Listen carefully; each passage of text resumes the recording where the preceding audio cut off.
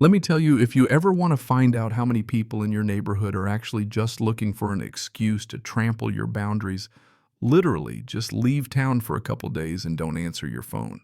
Because that's all it took for my unused front pasture to transform from a peaceful piece of farmland into something that looked like Coachella for suburbanites.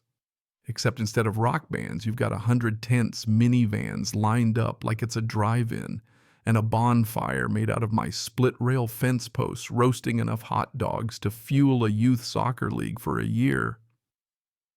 And I wish I was exaggerating. You know what I mean? I didn't even find out from the people actually on my land. No, the heads up came from my neighbor Tiller, who I swear only ever calls me when half the county's either on fire underwater or talking about a class action lawsuit. His first words right at 9:16 a.m.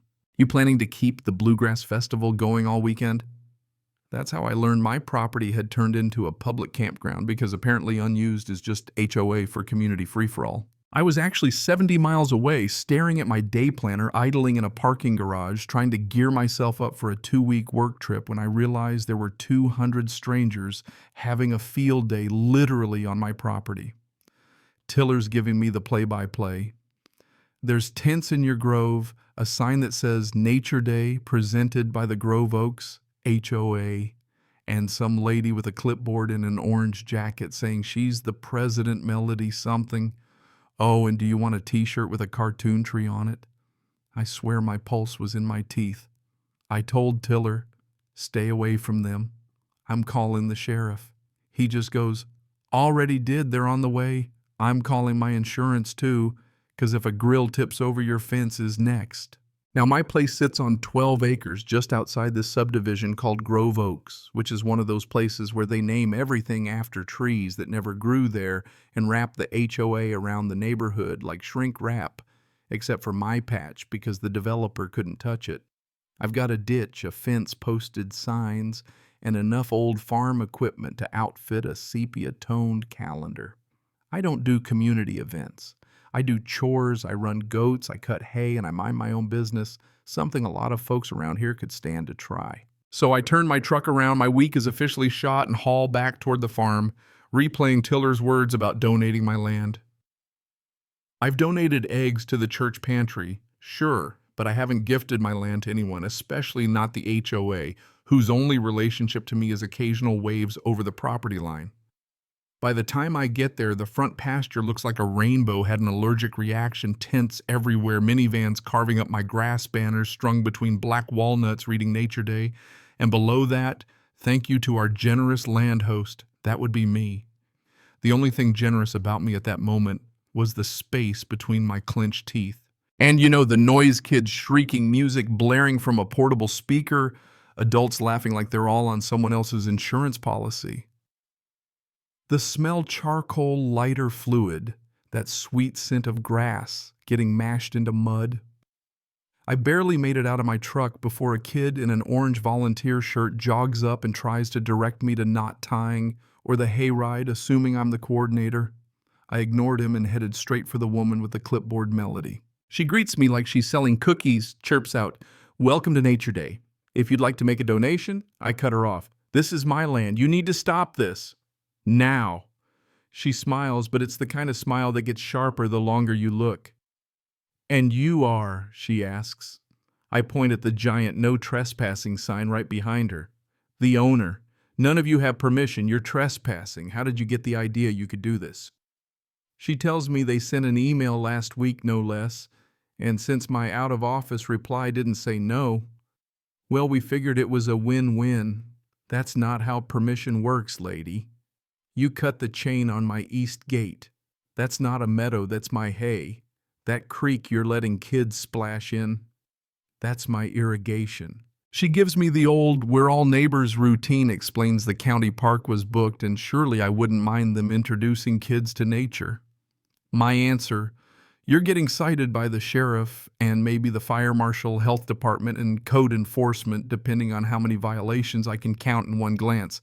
Did you get an assembly permit? Food permit? Permission to run a generator? She just repeats, "We're neighbors. Why are you being so hostile?"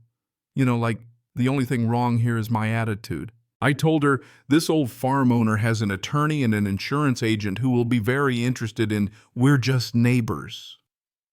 Move everyone off my property now. She refuses, says they have implied license, that it's a social event. Lady implied license doesn't cover cutting locks and hosting 200 people, but go off. I told her this wasn't a debate, it was her last warning. Right then, 2 sheriff's cruisers roll up. Relief doesn't even cover it. The deputies are pros, one tall, sunburned and patient, the other short and direct. They ask for the owner. Ask Melody who's in charge. She tries the "we're all in charge" line, which gets exactly the look you'd expect from a cop who's seen every excuse. Deputy tells her plainly, "You are trespassing, pack up and leave." Melody tries to argue, even asks for it in writing. The deputy says I can do that after I cite you. By then I'm making my own record photos of the downed fence cut chain ruts from car tires, hay wagon dragged up to the grove, a kid swinging from my young apple tree, grill smoke curling over my split rail, and a sign-up sheet for future events asking for donations. $10 a family, gotta love that entrepreneurial spirit. Packing up, they all grumble. We're just trying to give our kids a connection to the earth. I guess big land means big selfishness. I keep quiet because nothing good ever comes from shouting at a crowd. The deputies do their job, cite Melody for trespass, and tell her flat out, having a big yard doesn't negate property rights. It increases your responsibility to ask permission. That one actually got a couple people to shut up. When it's all over, the only things left are straws, a single flip-flop, and ankle-deep ruts that'll take all summer to heal. Then my phone starts pinging texts from numbers I don't know. One is a picture of me talking to the deputy farm owner flips out at Kids Nature Day. Others accuse me of being selfish. Someone crowdsourced my number on a neighborhood group chat. That's when I called my attorney, Hollis. He's fast asks if I've got photos, evidence copies of the sign-in sheets, screenshots from the HOA's event post. I do. Perfect, he says. We send a preservation letter to the HOA file, a police report, send a demand for damages and trespass, and loop in your insurance. He tells me don't argue online. Let everything run through me. Insurance agent Dax. He's got the voice of a guy who reads contracts for fun. Says I dodged a liability nightmare and to send him everything. I also called the health department, fire marshal, and code enforcement. Not to be vindictive, but because when people treat your land like a public park, you have to remind them why rules exist. By mid-afternoon, I'm setting a new chain when Ronan, the HOA vice president, walks up in his business casual best. He stands 10 feet back, which I respect, and says they were misled by Melody, who claimed I'd given verbal permission at a block meeting. I don't attend block meetings. Never said yes. Never even heard about this event, I tell him. He tries to bargain a crew to fix the pasture donation to charity if I'll just drop the complaints. I tell him flat out, you want this to go away. Full damages, written notice to every HOA member making it clear I'm not part of your association and future trespass means criminal charges. He tries the let's not be hostile line. I tell him, you're my neighbor when you wave from the sidewalk. Today you were a crowd who cut a chain. That ended the conversation. I spend the rest of the day making lists, ruts, 63 of them, some deep enough to hold water, 2 sections of fenced-down hay wagon, scraped apple tree, barked creek bank, trampled a pile of charcoal ash dumped under my black walnut. I water the coals until they're cold. The goats watch me like I've lost my mind. By 5, Hollis emails demand letter sent for $18,400 fence pasture remediation, arborist bank stabilization legal fees, and a line item called dignity restoration. You gotta love lawyers. HOA responds with a letter. We regret the misunderstanding, they say, offering $1,000 for minor disruption and hoping we can move forward as good neighbors. Melody signs it. I send it straight to Hollis, who's laughing. Do they think this is a lemonade stand? Okay. We escalate. Monday, he files a formal complaint. Trespass, property, damage, unjust enrichment, since they collected donations and a request for a court order to keep the HOA off my land for good.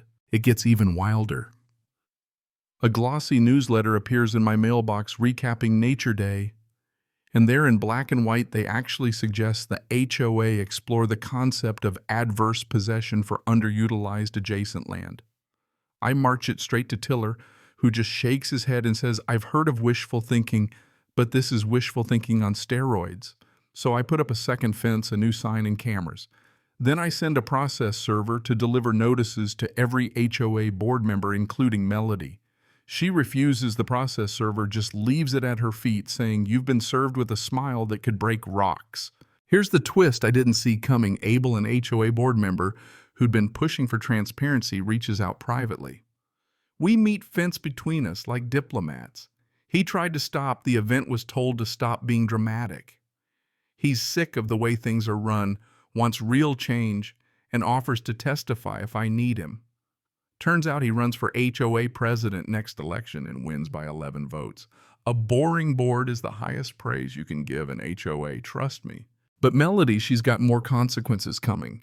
The court orders the HOA to refund all donations, make a public apology, and publish a correction. Melody gets a trespass citation and has to pay damages for the fence and the chain. The land trust reaches out and asks me to host an actual permitted Nature Day. 30 people, waivers my supervision. I say yes. Abel invites the families who apologized. It's small, peaceful, actually feels like a community again. Meanwhile, the insurance company sues to recover damages. The HOA's premium goes through the roof, and Melody gets barred from organizing events for a year. Even the drone drama wraps up. HOA tries to survey my land with a drone. I film it, call the sheriff, and the county grounds them. They adopt a new boundary policy. Boldface permission denied is not an invitation. Melody's eventually removed from the board for gross misconduct. Abel runs a tight ship. Grumbles remain, but nobody's camping in my field without a notarized invite. I get my land restored. The apple tree recovers, the goats forgive, and the creek runs clean again. And you know what? If you ever wonder why landowners seem prickly, remember, it's not the grass they're protecting, it's the principle. Now I've got to ask, where do you stand on this? If it were your land, would you have handled it differently, or did the HOA cross a line that needed a hard stop?